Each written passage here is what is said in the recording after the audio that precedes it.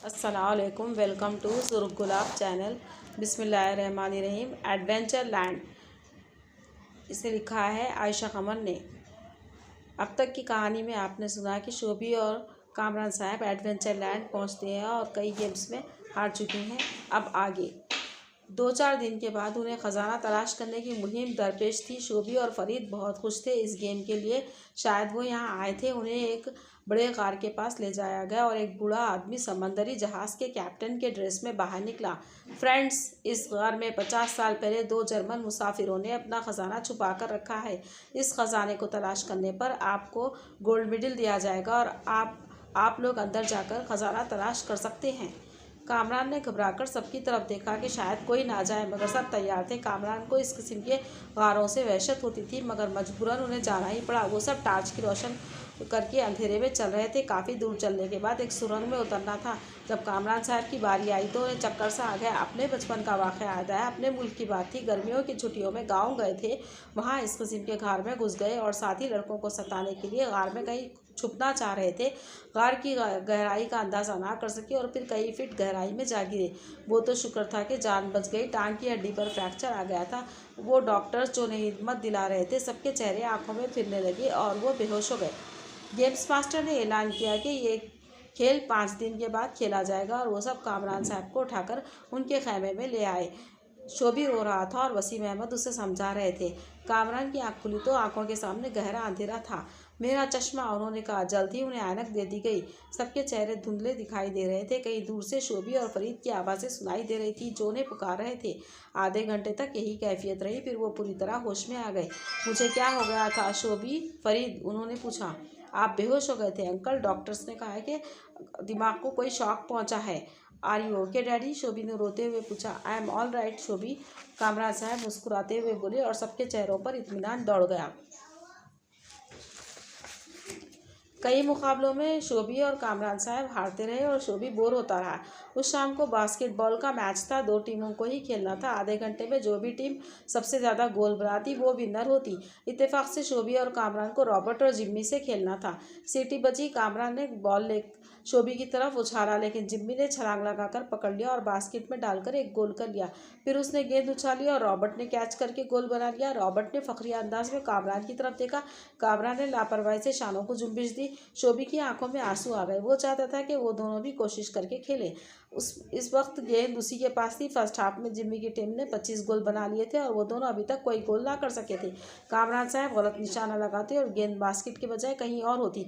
शोभी सीटी बजने का मुंतजिर था। शोभी, फरीद बोला, तुम खुद ही गेंद को बास्केट में क्यों नहीं डाल देते? क्या तुमने कभी स्कूल में बास्केटबॉल नहीं खेला जो ऐसे गलत तरीके से खेल रहे हो? शोभी ने फरीद के आइडिया से पर सर हिलाया और सीटी बजी।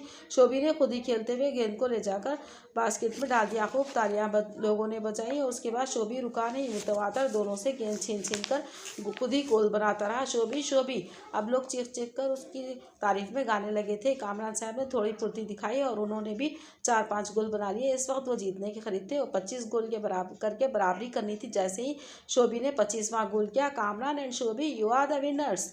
वसीम अहमद ने दोनों हाथ बुलंद करके चीखे, क्योंकि अब सिर्फ एक ही गोल बनना बाकी रह गया था और आधा घंटा भी ख़त्म होने को था। मगर ये क्या!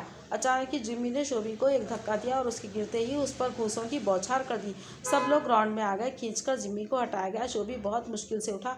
खेल 10 मिनट के लिए रोक दिया गया। गेम्स मास्टर कह रहा था, चूंकि जिम्मी ने फॉल किया है इसीलिए पेनाल्टी ये है कि गेंद शोभी को दी जाएगी और उसने एक गोल बना लिया तो मैच कामरान और शोभी जीत जाएंगे। अगर ना कर सका तो एक गोल का चांस जिम्मी को भी दिया जाएगा। मैं अब नहीं खेल सकता डैडी, उसने मुझे पसलियों पर मारा है, शोभी रोते हुए बोला। वसीम अहमद ने पानी पिलाया और उसकी हिम्मत बनवाई। शोभी, इस वक्त अगर तुम एक गोल बना लो तो तुम्हें ये मैच जिंदगी भर याद रहेगा। सबके कहने पर वो तैयार हो गया। सीटी बजी। शोभी ने बॉल को लेकर भागते हुए बास्केट में डाल दिया।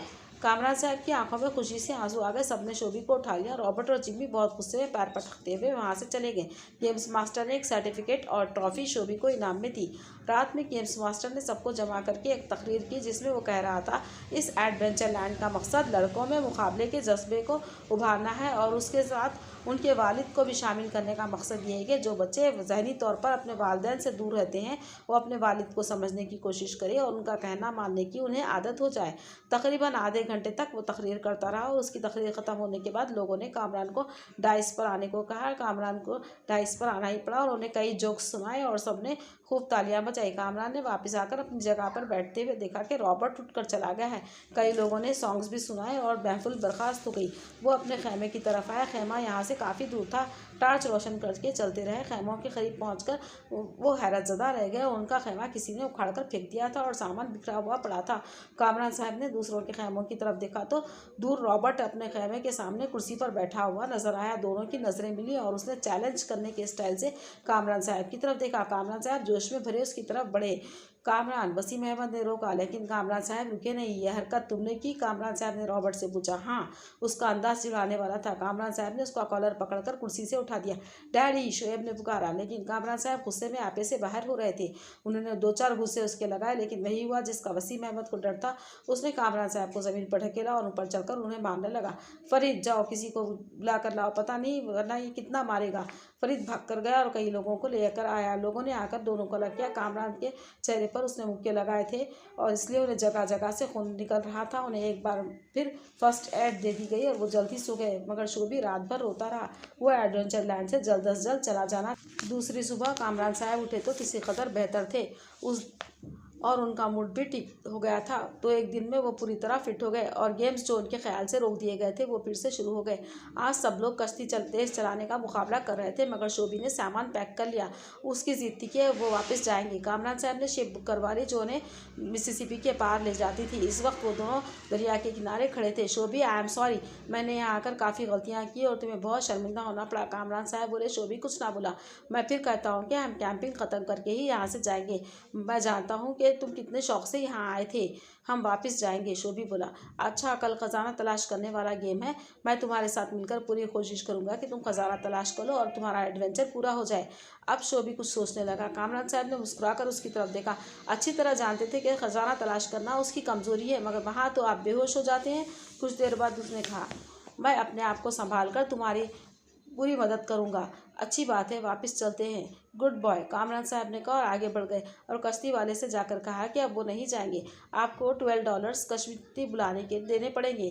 कामरान साहब ने $12 कश्ती वाले को दे दिए। आपका लड़का बहुत भोला है। जिम्मी और टॉम वगैरह इस उम्र में कितने बदमाश है। कश्ती वाले ने शोभी की तारीफ की। कामरान साहब मुस्कुरा दिए और शोभी से कहा, चलो शोभी, अपना सामान उठाओ। शोभी ने खुशी से अपना सामान उठाया और खैमों की तरफ वापस जाने लगे।